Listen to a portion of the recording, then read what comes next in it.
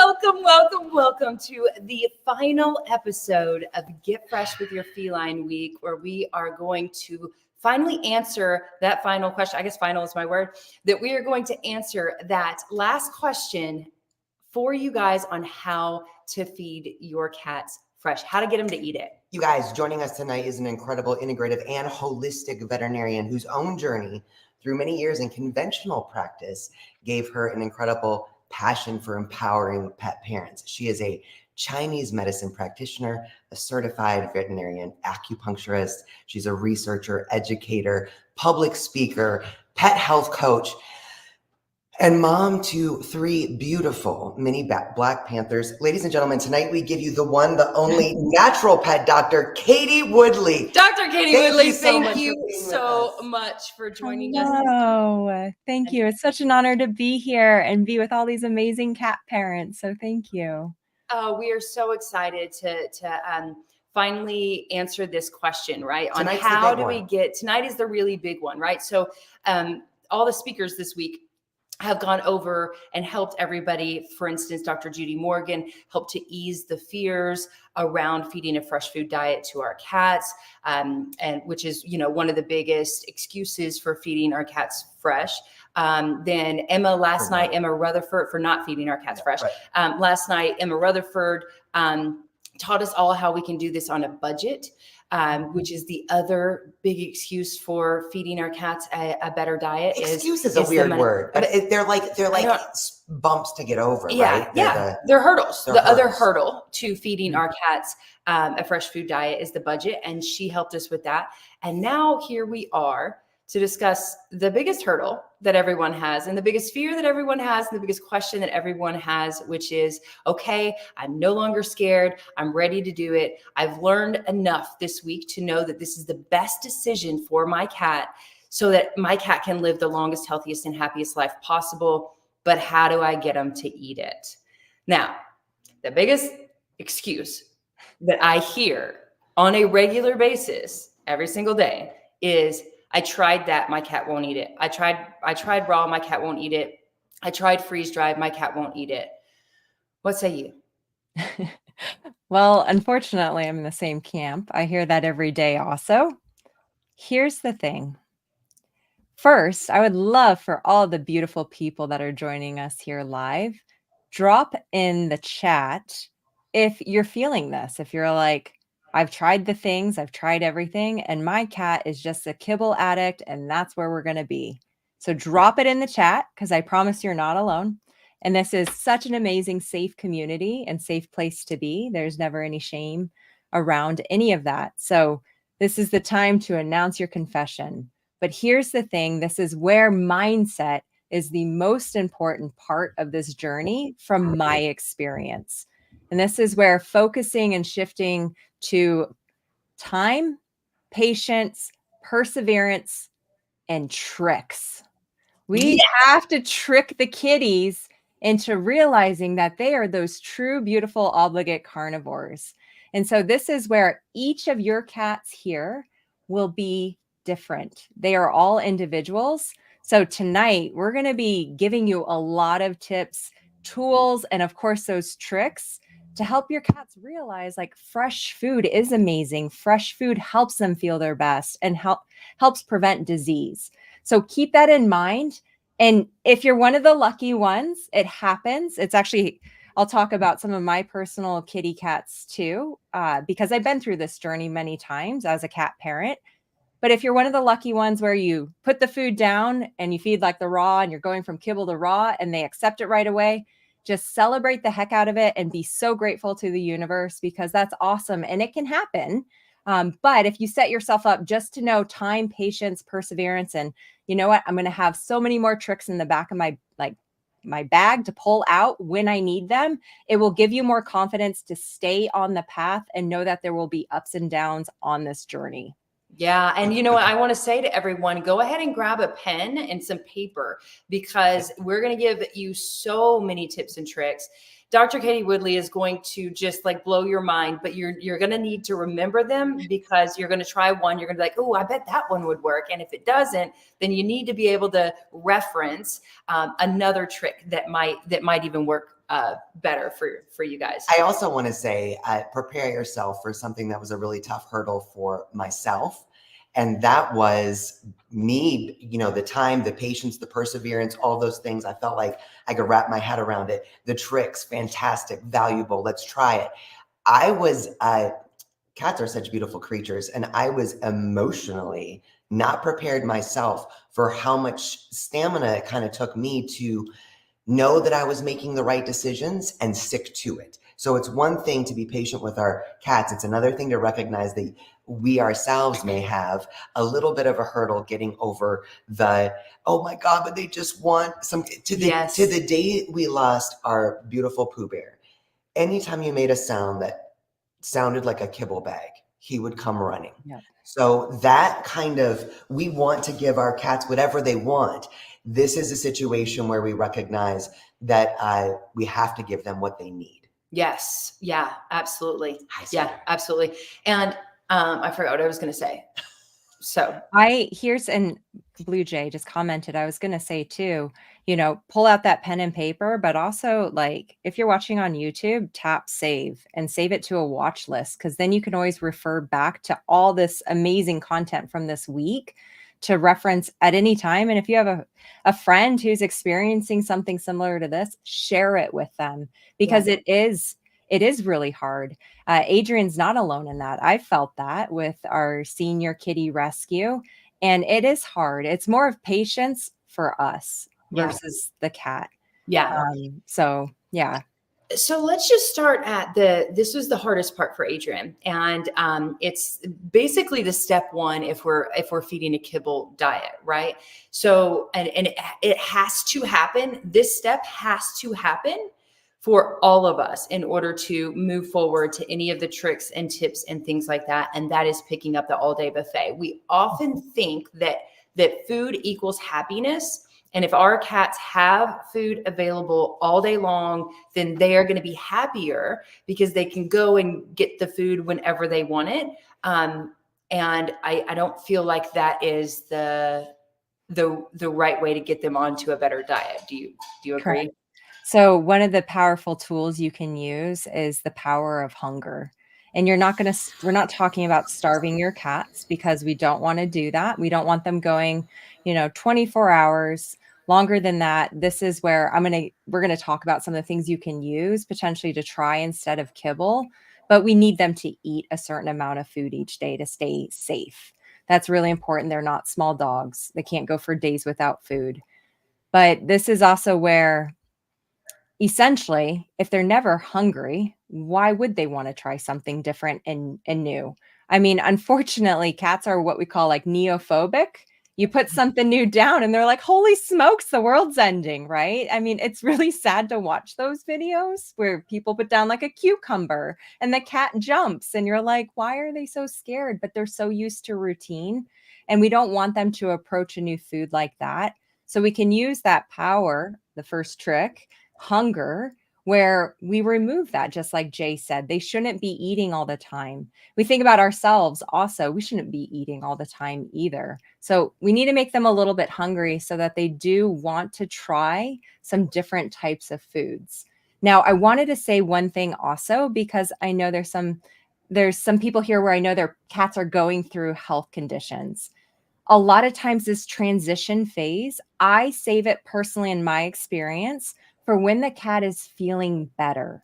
And the reason why I do that is because, especially if they're experiencing nausea and we're trying a new food, we don't want to create food aversion. So that makes it more frustrating. It can lengthen the time. So yes, we do want to get them on the food the fastest as possible. But I promise, if you just have some patience, we wait until like that nausea is gone, they're at a more baseline level of health. That's when we want to start that transition. So you don't make it harder for them to accept the food or never accept the food because they associate it with nausea.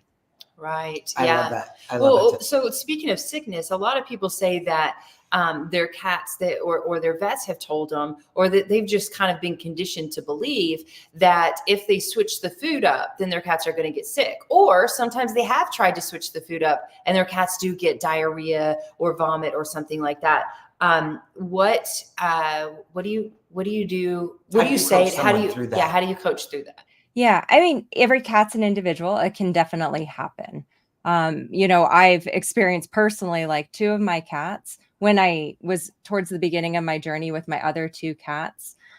They both passed from aggressive GI lymphoma. This was before that diagnosis.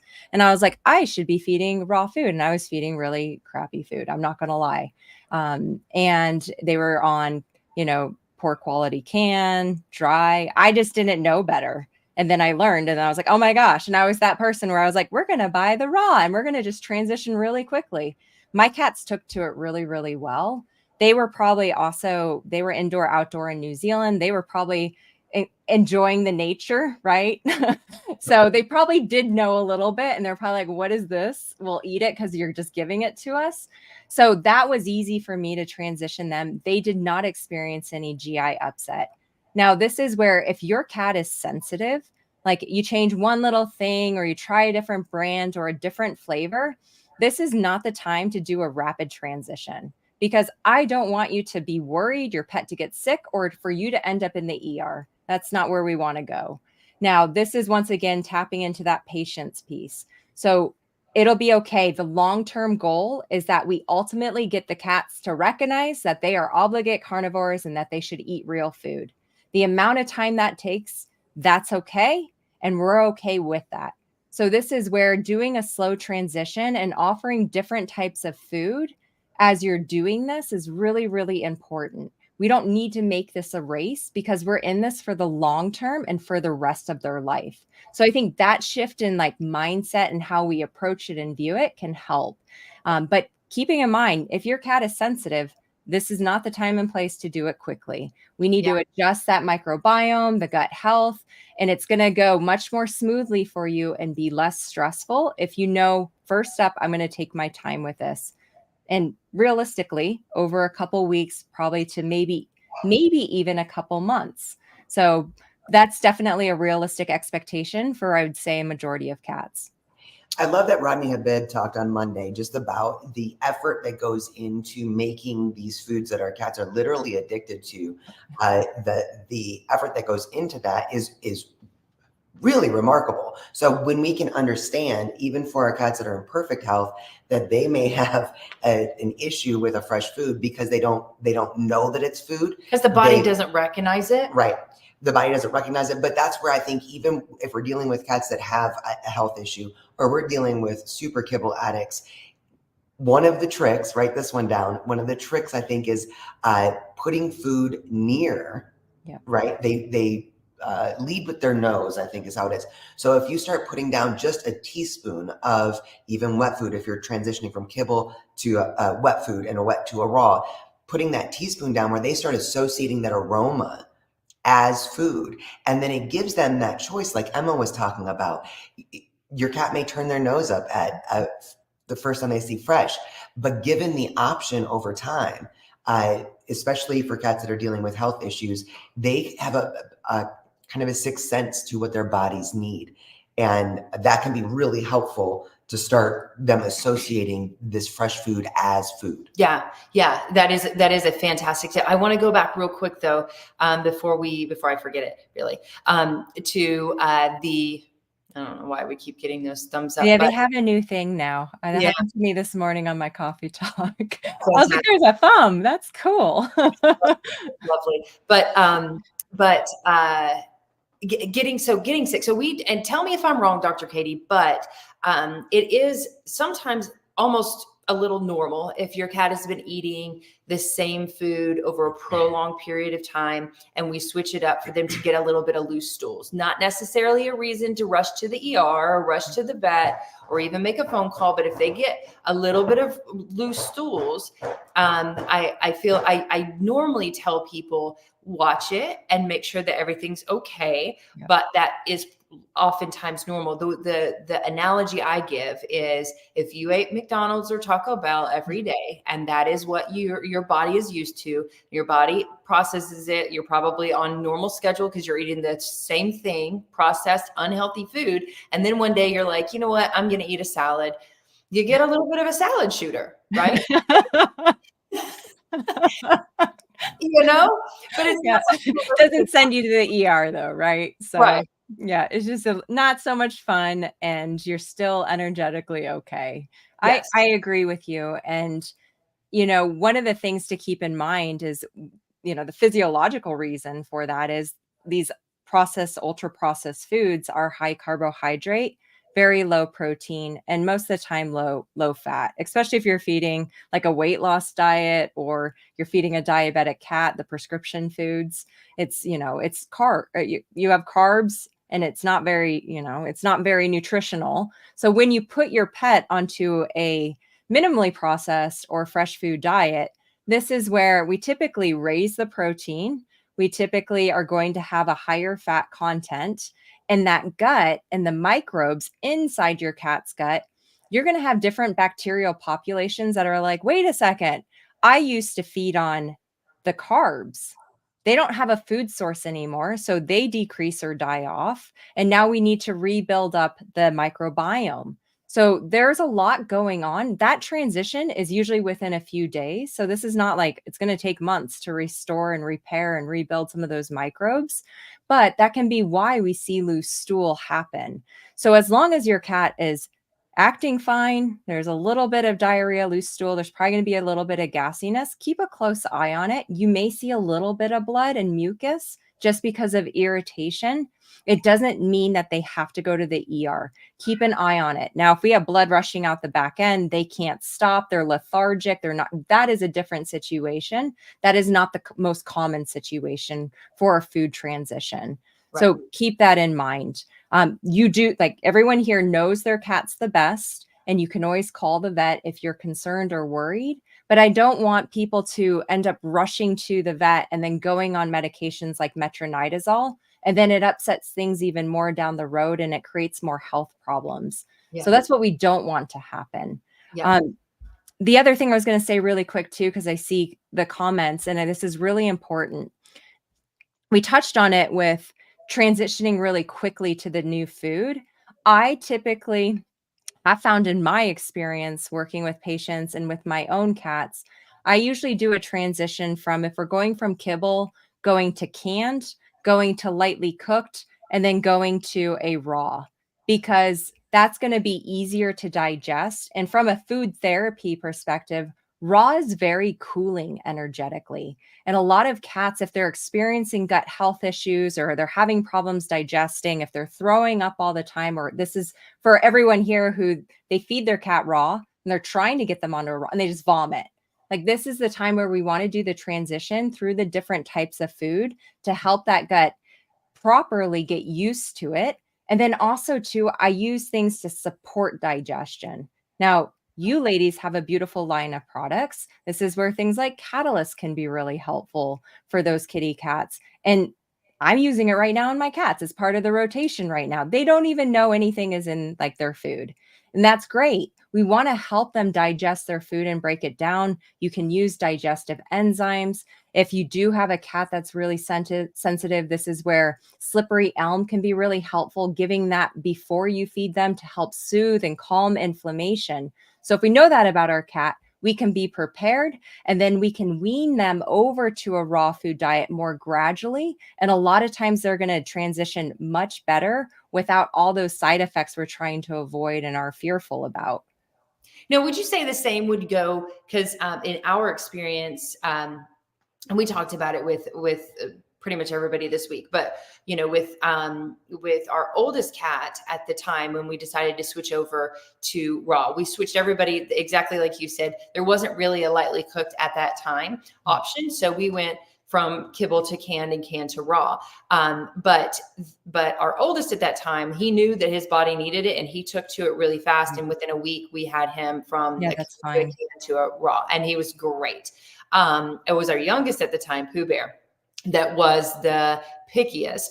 And it took a long time to get that. I mean, months and months, 6 months actually, to get him fully transitioned over. But we, like you said at the beginning, patience and perseverance, we stuck with it, and we could get him to eat a little bit, and we could get him to eat a little bit more. And then if we increased it too much, he would refuse his food. So we would go back down.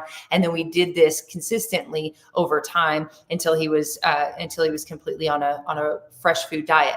Now, when it comes to kittens, like the 5 that we have now, As soon as we got them, we went to raw, and they were like literally, So we fast. didn't do a slow transition at all. Even with Annie, when she refused food because she didn't know what food was when we first found her. So we ran out and got some kibble samples. We were like, maybe because she needed to eat. So we were like, she wouldn't eat canned. We had everything else. She wouldn't eat anything until we put down some kibble. And then she started eating. We were like, oh, okay. So that's where we're starting. So she's a kibble cat. And then it took us about 4 days to get her over to a completely raw diet. So we don't do that slow transition with the kittens here in our home. Yeah, I didn't either.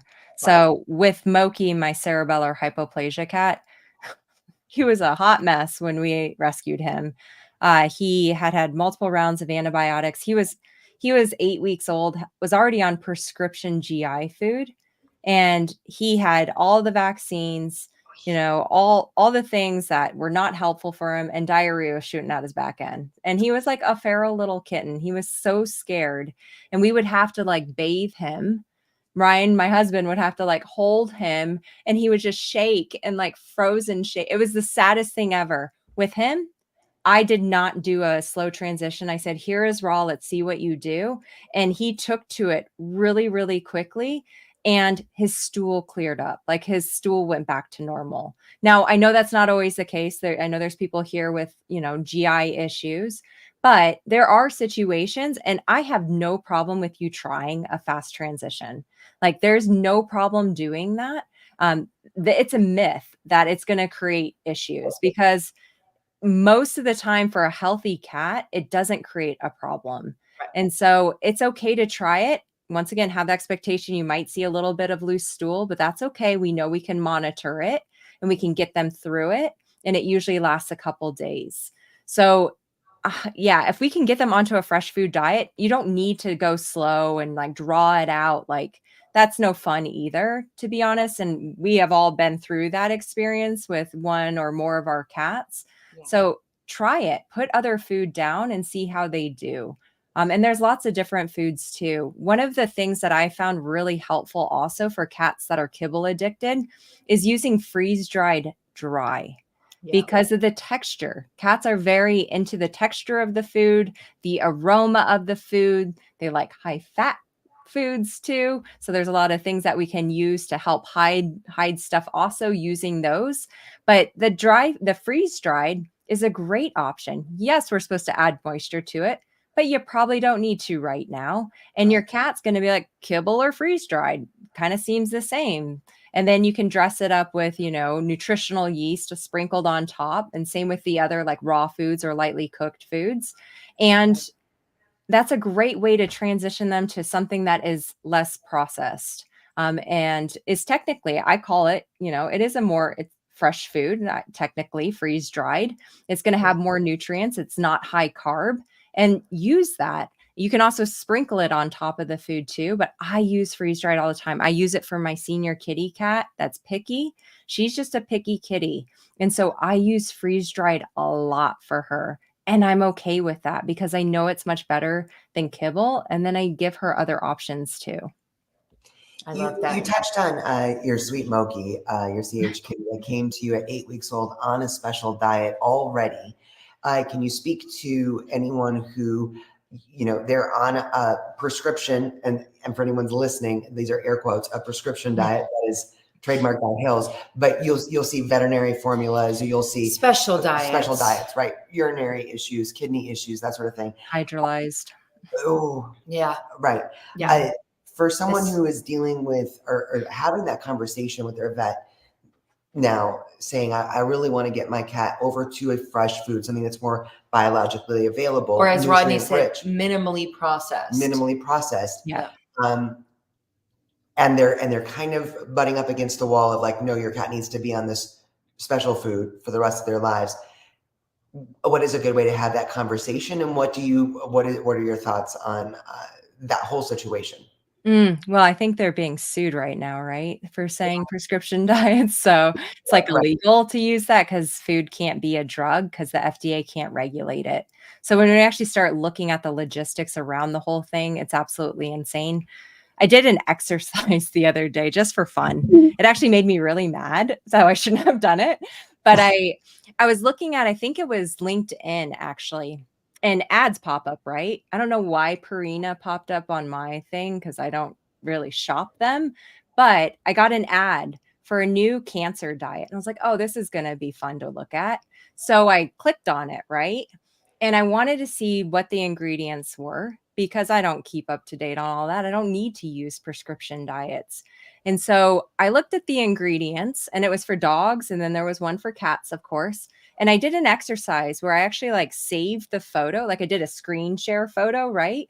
And then I went to the other prescription foods for each category. So I did, I think it was the joint one, the skin one, so the hydrolyzed, and then I did the GI one.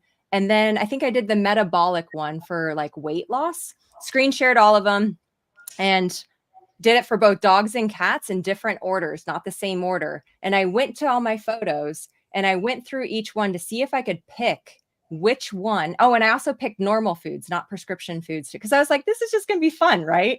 And so I started going through my photos, looking at the ingredient list. And I was like, I literally cannot tell a single one of these from the other. The only thing that switched around is when the corn is first, when the meat buy meal is next, the chicken is down here or up here, but they use exactly minus maybe one or two ingredients, the exact same ingredients for all of those prescription diets and the non-prescription diets. Oof. What does that tell you? That tells you that marketing is brainwashing everyone, including me way back when, and my veterinary colleagues. They just don't know better. And so here's the problem. Well, one of many with prescription diets is that there are no long-term studies to show that that food is safe for your cats long-term. So what's happening is we are creating nutritional deficiencies long-term. Now, here's something I will say, because I see a lot of sick kitties with a lot of GI issues. If your cat is currently on a prescription diet for some reason, whether it's a urinary issue, a GI issue, a skin issue, build up that gut so you can transition off of it, and it will make it easier to transition off of it. That is really, really important. So once again, we don't have to do it like tomorrow. This is something where we need to, the end goal is to get off of this prescription food. I know it's not ideal long-term. There are no long-term studies for this, which is something you could ask your vet. Hey, I'm concerned that maybe this isn't the best long-term for my cat. Can you share with me any long-term studies that you have so I can look at them? The vet will go, let me look into that. And they'll never find them because they don't exist. Right. So this is really, really important, but also too, for that perspective, because I know it can be really scary when you hear this information. You want to transition really quickly. Once again, you can try, but if you're having issues with your cat experiencing vomiting or diarrhea, make sure we're healing that gut. I have a lot of resources for how to do that. Jay and Adrian have a lot of great resources for helping to heal the gut. We have to reduce the inflammation. We have to support how our pet's breaking down that food and the digestion process. So there are things that you can do to help prep them so they tolerate the other foods better too. Yeah. But prescription foods, X. Yeah. Dr. Judy Morgan spoke about this on Tuesday, and then Dr. Chris Besant spoke about it yesterday on Instagram.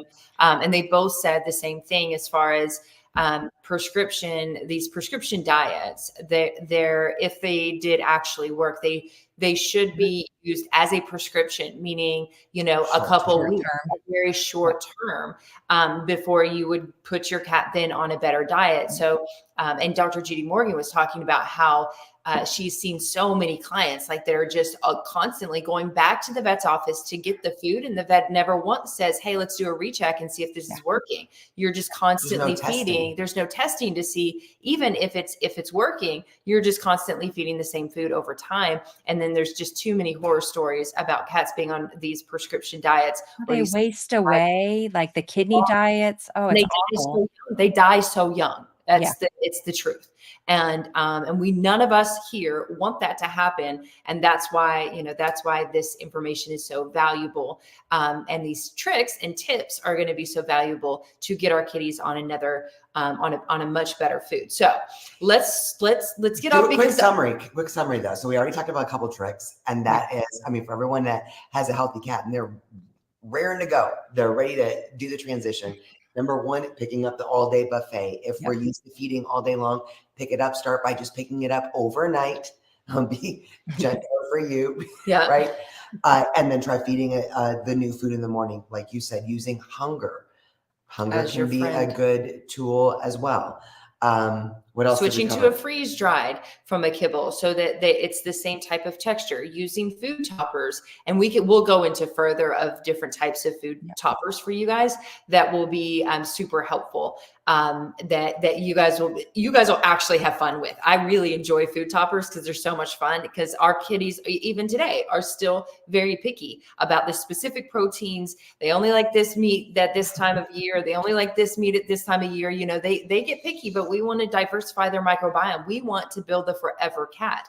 And so in order to do so, we need to diversify their diet, and we have to do it by trickery. So there's a lot of food toppers. And I do want to say, because the overwhelming majority of people, we're not dealing with sick cats here. We're dealing with cats that there are babies, there are family members, there are children, and we have just learned that they could live a lot longer and healthier life if we switch up their diet.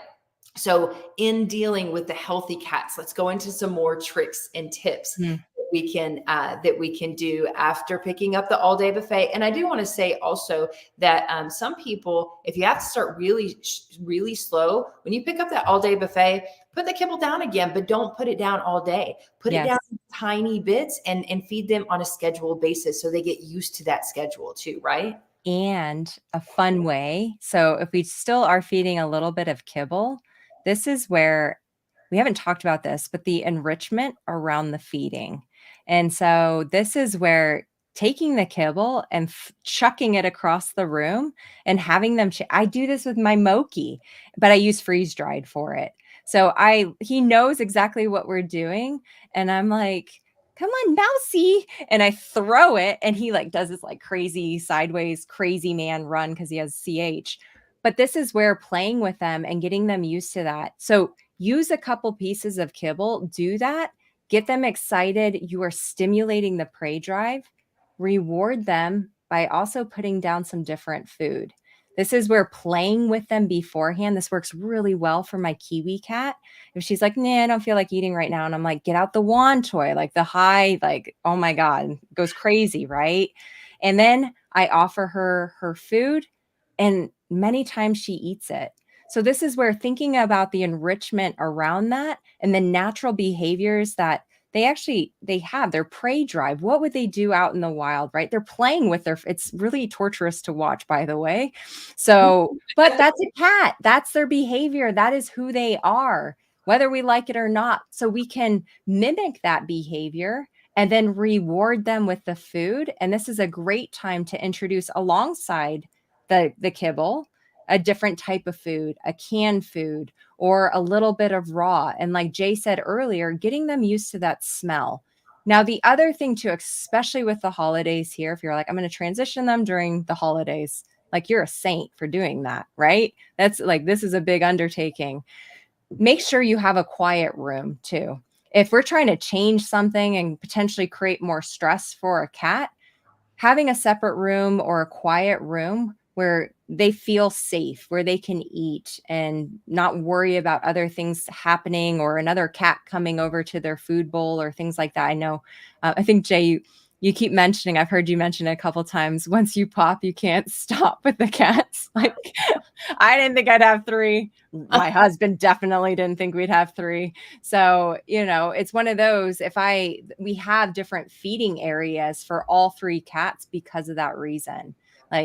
Kiwi does not want Moki in her face, and she definitely doesn't want Tico in her face. So looking at your individual cats and having separate feeding areas is really important while you're doing this. But play is really, really key. And we tend to forget about it because we're so like focused on, I got to get out the door. I got to get to work. I got like my schedule. There's not enough time. Literally just pick up some kibble and like toss it.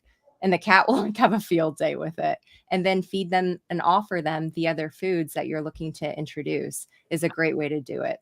I love that. I love that. Enrichment tricks. So awesome. Yeah, that's great. I've never given that trick before. So it's really fun to watch, especially when your cat has CH. I should video. He looks like he runs sideways, like I don't know. He's just crazy. It's amazing. And then he slides. He slides into it. Okay, so other toppers. Let's talk about, because since we're on the kibble kick here.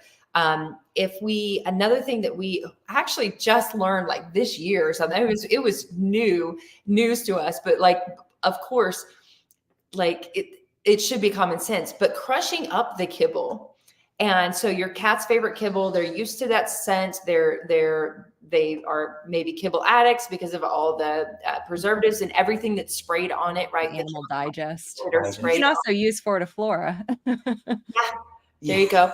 It's appetite stimulants. But sprinkling that over the canned food or the raw food, the new food, can also help entice them. And kittens, I have to say, what we did when we got Friday and Zorro and Jack and Madison, when they were 6 weeks and 8 weeks of age, we actually used, if they're kittens, we used the like kitten milk replacement. We warmed it up and we poured it on top of the raw food. And that's how they would go for it as soon as we put that on top too. Those are great. The other thing, people say goat's milk and like broths. I haven't had a ton of success in my experience with those. Now, each cat's different. So you can still try it. It's still worth trying. It's just that I haven't seen a lot of cats really partake in goat's milk. But I love also to meat baby food. This stuff is like kitty crack. It's incredible. So for example, one of the things that I do with my acupuncture patients is I use the little, what are they called? They're like little wobble things, and you can put I put meat baby food in there and they can lick it, and I freeze it so they can sit there and lick it. And I do my acupuncture sessions. Moki knows the popping noise of the meat baby food can, the jar. I mean, he's my pig. He's the easiest one that I have, but I've used this for so many patients through the years and recommended it to a lot of clients, where just putting a little bit and smearing it over the top, it's stinky. Cats want aroma. And a lot of our raw foods or lightly cooked foods, they don't have a lot of smell to them. Right. And this can be a huge reason why the cat's not taking to it. So all the toppers we're talking about, Jay mentioned crushing up the kibble, they're used to that scent. We want stinky things. So this is why like fish is so addicting to cats too. It stinks. So rather than using tuna, try like canned sardines and crush a little bit in the sardine water and pour that on top. The other thing too is they like fats. Cats love butter. And so this is also where I like using, if you can, grass-fed butter, right? But that's okay if you can't. Ghee is also another one. It's a clarified butter. So if you're worried that your cat's really sensitive to the lactose that's in dairy, ghee is a really good option. And there's a lot of really cool YouTube videos that show you how to make your own ghee, the clarified butter, by just taking normal butter and like putting it in a pan and then scooping it off. So you can even make your own to keep costs down. But this is where putting a little bit of ghee on that too. Cats love that. And I believe Emma talked about like vegetables last night, right? I caught some of her tips, which were fantastic. This is where you can coat some of these things in a little bit of ghee and use that to entice them to want to eat it also. And scrambling eggs and a little bit of butter. It's fantastic. And mixing it with a little bit of sardines, try it. And you can't go wrong. It's easy for them to digest. Your egg whites are the most bioavailable protein there is physically possible for your cats to absorb. So these are all different things. Nutritional yeast, Parmesan cheese are also other options that you can use. So Yeah. look around, like, what do you already have in your cabinet, in your fridge that you can use as a topper, and have fun with it and be like, I wonder if my cat will like try this tonight, and mix it up. Because I do agree with what Emma said, that the dining experience, right? So many cats don't have that. And then they bark, they scarf and barf, because it's just like, I need to get the nutrients and the energy into me. And we need to help them see, like, slow down and realize, like, we can do this. And this is actually food. Yeah. I do think when it comes to the toppers, you guys, because I know everyone's getting excited, like Parmesan cheese, never thought of it. Sardines crushed up with the water and putting it on top, like all these different ideas, making your own ghee. Oh, wow. But something that I have to do when we have picky kitties is not throw the kitchen sink at them. Like, enjoy each time you try something, and just try that one thing. And maybe you try it twice for 2 separate meals and see if they just want to kind of explore it. I think Emma was so awesome talking about, sometimes they're going to be a little suspicious, but they actually are really Going. interested. Yeah. So give them that opportunity, but don't try like all the toppers all at once. Like, oh, they don't like the Parmesan cheese. Let's put sardines on top of it. And then let's put butter on top of it. Yeah.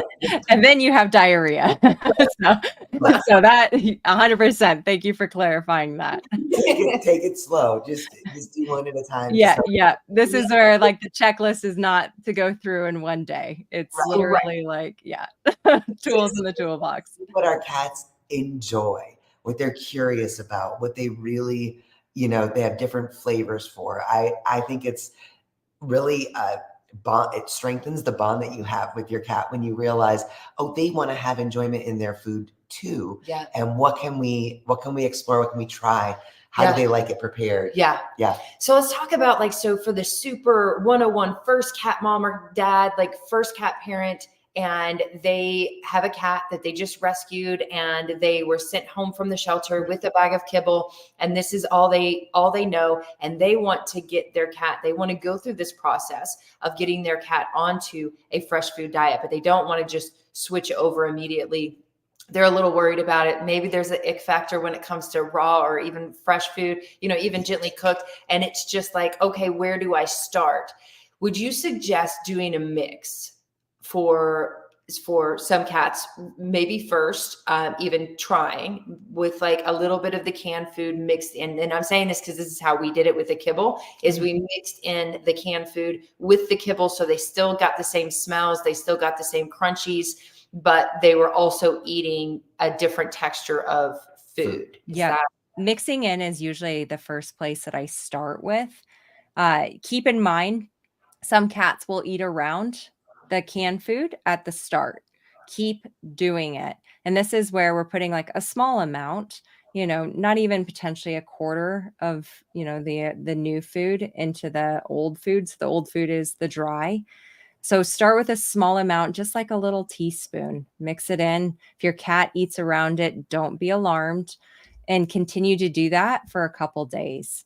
And as you see them start eating more, usually they do, then that's when you start increasing the amount of the canned food that you're feeding, and you decrease the amount of the kibble that you're feeding.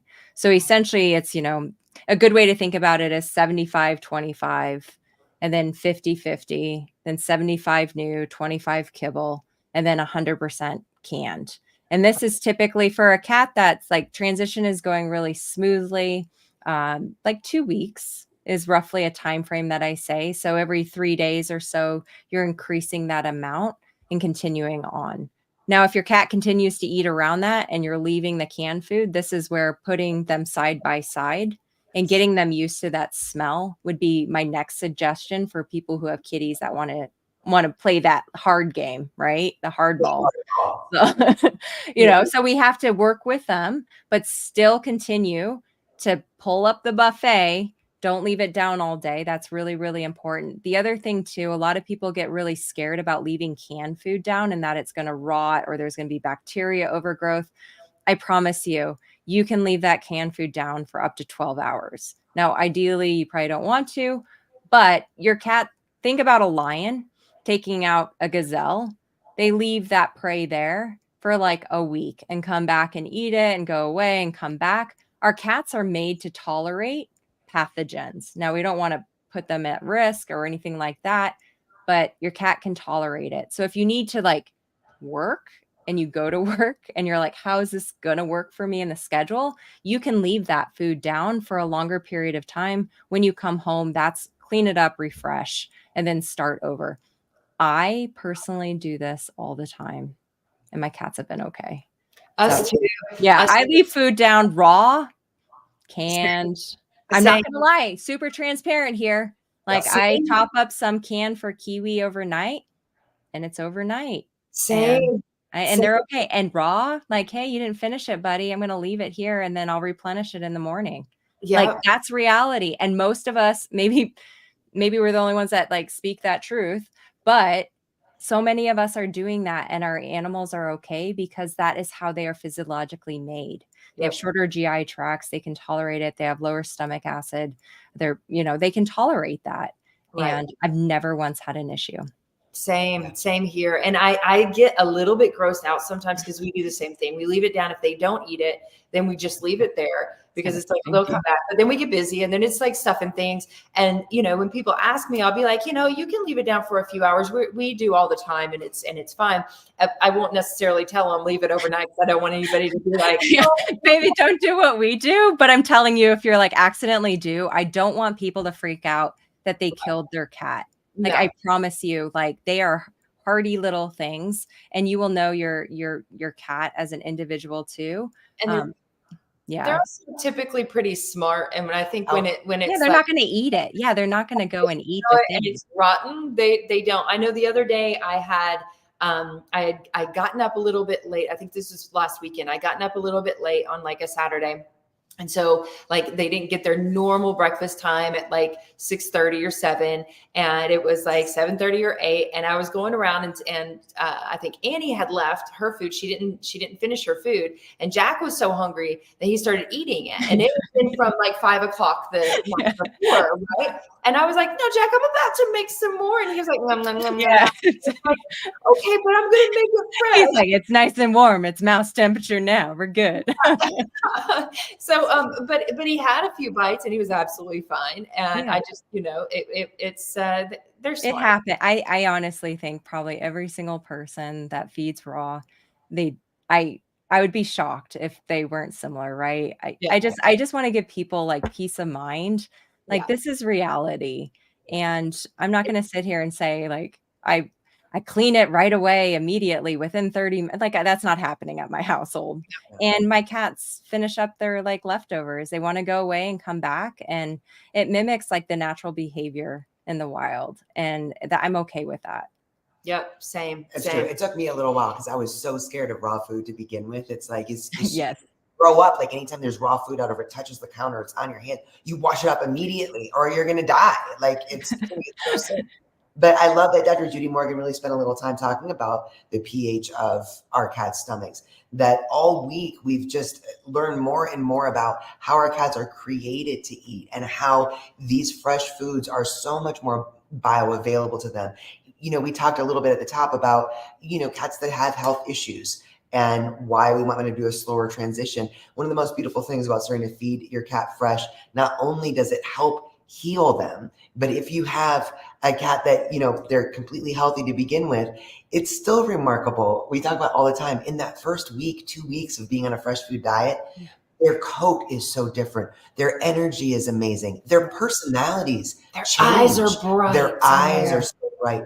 It's like, wow. And it's like all of a sudden, how many people have told us, even this week that we've talked to, where it's like, as soon as I switched my cats over to a raw food diet, it was like within weeks, all of their ailments that we were seeing were just disappearing by themselves. We weren't adding in anything. Actually, there weren't even added supplements and or medicines or anything like that. It was literally just switching the diet and watching how the food alone was becoming medicine to these cats. And I've said it a few times this week, but a couple of the side effects of switching the diet to a fresh food diet is no more hairballs and no more excessive shedding. You don't see that the shedding all the time. It was mind boggling to us. It was like one day I was like, have you seen a hairball lately? Where are those hairballs? Like, we're just used to it. Because if you're, I mean, there's memes all over the internet about the, hairballs. If you're a cat parent, you're going to step in puke. You're going to step in hairballs. Like, that's just what cats do. At 3 a.m. No, actually, healthy cats don't do that. Yeah. That is not a normal thing. And don't get me started on the poops. It's amazing. It is amazing. The poop. I don't know when my cats take a poop because I can't smell it. It's fantastic. Whereas before, when they were on like crappy food, I was like, oh, you need to go clean that. Like, that needs to be cleaned up right away. We cannot have this. And you're like on the other side of the house. The poops are smaller. They're much smaller. That is normal also when you transition from the processed food like kibble to a raw food, especially a raw food diet, because the fiber content's different too. They still need fiber, but it's processed in their body. They're extracting all the nutrients, and the stools are very small. Most pet parents are terrified their pet's constipated, but they're not. Thank you. And those stools are completely normal for that type of diet. They don't stink. They're tiny. And as long as keep an eye on the litter box, like you should anyways, and they should be defecating every day or whatever their normal is. But as long as they're not straining or anything like that, that's a completely normal stool, and it is fantastic. Do your cats poop every day? Because ours don't. On raw, most of them do once a day. Now, I'm going to be another transparent with you. My husband does the litter box now, so I've trained him. So thank you, Ryan. I don't know if he's watching, but very grateful. So we alternate, but a lot of times he cleans the litter box and knows their normals. But they usually poop once a day. Kiwi will sometimes go every other day, but she's just special. So it's so important. I think this is most of our cats only go every other day. Yeah. Mm-hmm. But I think it's so important. You talk about the importance of journaling, right? Especially when you're getting ready to do something new. You guys keep a journal of this. I think it's actually really enriching for us. It'll help you through the humps of not giving them the kibble when it's all that you want to do because it's breaking your heart that they miss it or whatever it may be. But keeping a journal, especially of their deposits, if you will, is really helpful. And I want to give a shout out to the Innovative Pet Lab. I think this is something that's awesome for people that may not know. The power of testing exists now where we can go ahead and say, what is the microbiome like? What's going on in their gut? We can test their gut. And then as we switch over to a fresh food diet, we can see the difference that it makes in the health and strength of their gut. Yeah, so it was actually interesting because Rodney brought up the animal biome and the testing that they did on the microbiome, which is different from what IPL does, but the microbiome of the gut with cats that were kibble fed versus cats that were raw fed, and it was actually a more diverse microbiome in cats that were kibble fed because of the veg count, right? Because of the fiber count, because of the amount of other ingredients that they put into kibble. However, and I never got to tell Rodney this, so if you're watching, Rodney, I'm talking to you. I wanted to tell you this. Our cats, we went with IPL with Innovative Pet Lab to test the overall health of the gut, right? Like a leaky gut versus a strong gut. Functional side of things. Yep. Right. And our cats being fed, and you were on this with us, our cats being fed a raw food diet were much healthier than all the cats that they had tested that were on a kibble diet. So the overall health of the gut, maybe the microbiome wasn't as diverse or as, I mean, we didn't do the animal biome testing, but maybe it might not have been as diverse as a kibble fed cat, but the overall health of the gut was much healthier feeding a fresh food diet. So, and I think it's also key. We also do add in fibers and different, greens and fermented veggies and things like that to our cats' raw diet so that they get more of a microbiome diversity. However, I think I forgot what I was going to say now. However, however caught me off guard. I said, however, and then I was like, why did I say, however? I don't know. However, it's 54 minutes in. So let's wrap up and then maybe we can jump to a few questions. Dr. Katie could answer a few questions from you guys that are here. But I feel like for the most part, we covered go ahead. I was going to say one of the things, because I think we got to the can transition. I want to say you continue that type of transition with a lightly cooked food, or you transition right to raw. So we have a lot of when we talk about lightly cooked, it doesn't mean you have to do like the home cooking for yourself. There's a lot of pre-made balanced diets now for cats, which is fantastic. But Emma presented a lot of great options to keep your costs lower. So that would be a lightly cooked if you wanted to go that route, or you could jump from like canned to a raw food diet. So once again, you're doing exactly what we talked about with the kibble, and transitioning. A great way to remember that is 25, 75. So 25% new, 75% old. You're mixing it in. So starting with a small amount, and then you're working your way up. So 50-50, and then 75% new, 25% old, and then 100%. So it is actually super simple when you just think about those ratios. It doesn't have to be exact. We just want a little bit to kind of get them used to it, get used to the smell, the taste, the flavors, and keeping that old, that known in there also, and then transition them. So that's typically like a normal transition for any type of diet, but especially going from kibble to a raw food diet. Yeah. Well, and I have to say for us, getting them off of that texture of the kibble was the hardest part. So that first step is always the hardest. You know, the first step is and then we, but getting them once they were used to that moisture texture, getting them from a wet food to a raw food went much faster than getting them from the kibble to the wet. But I also want to say, it's really important that we go at our cat's pace, right? So back to what Dr. Katie said with the patience and the perseverance. If your cat rejects it the first time, don't give up. You have to persevere. You have to keep going. If you want your cat to live a really long, healthy life through food, then we have to do this. We have to be persistent with this. However, we go at our cat's pace. So if our cat says no, then we don't increase. We don't go from 75 or from 75-25 to 50-50. We stay at 25 if they're there, or we go down to 10. And we slowly increase a little bit over time until our cats are enjoying their meals and they are happy with what we're giving them, and eating it. Basically, right? Once they're eating it, then we can increase, and then we can start diversifying, and then we can get fun with it, and we can get excited about it, and we can, make some meals at home and give them snacks that you make yourself from your fridge, and then add in the pre-made raw or the gently cooked or whatever it is. But this is 1000% possible. I want to say for every single cat, it is 1000% possible. It's up to us to get through the process, to be patient, and to persevere, and to keep going, even when we feel like we're wasting money and we're failing. Yeah. I want to say too, at the start of it, because this is probably the most frustrating for most people, I would say, is at the beginning. When you start this, don't buy like an entire thing of cans. Like buy single cans and try different textures, different protein sources. Lots of cats will like chicken, even if we don't like that they like chicken. Chicken's not a bad protein. It gets a bad rap because of the poor quality chicken that's used in processed pet food. So chicken can be a great source of food for a raw food diet. So I just want to put that out there. I don't have a hate thing for chicken. But I hate processed rendered chicken. So chicken, a lot of cats love rabbit. Rabbit tends to be more expensive, but it's something that you can always try. And if it fits in your budget, great, try it if you're on this journey, because a lot of cats like it.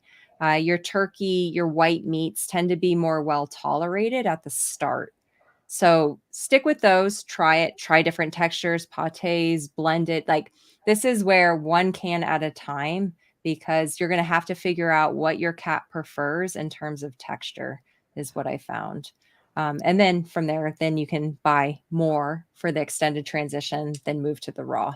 Yeah. And don't forget too, that your cat's flavors may change. So if they like variety, variety too. And it's like us, right? Would you enjoy eating chicken every day? I wouldn't. No. No, thank you. So why wouldn't our cats think that also? So this is where, once you get them to that place and kind of what the majority of their preferences are, right? Like I know my cat's preferences. That usually stays about the same. The proteins can change a bit. And I also want to have them eat different proteins. Beef is very different nutritionally than chicken. So we want that rotation and variety. It's really important.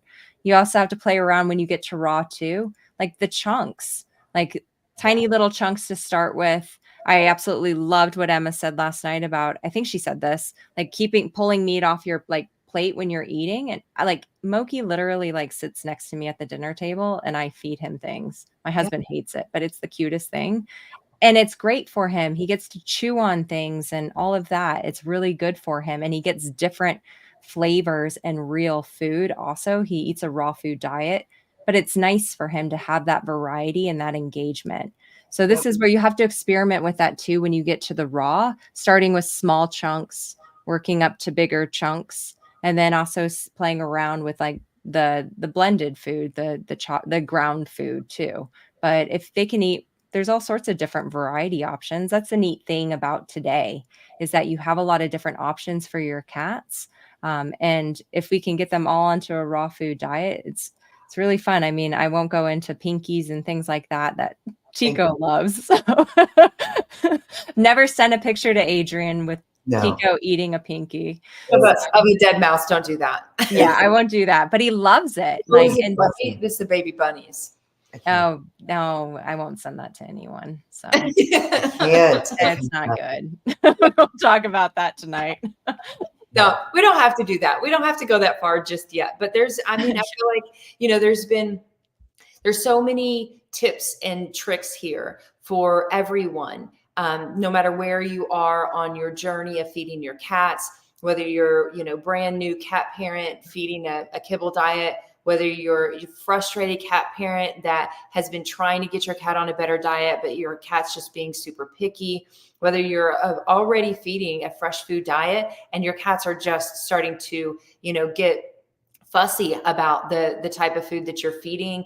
I think these tips apply to all of us, and it's super helpful. The stuff that we learned from Emma, we're changing, right? Like we're making changes with our cats because of the things that we've learned from her. And again here today, like there's so many things that we can use to better our cats' food, to better their experience with their food, and to help them live the longest life possible. And so thank you so much. Thank you for all of your knowledge. Thank you for being our favorite veterinarian on the planet. Thank you for being our favorite human on the planet.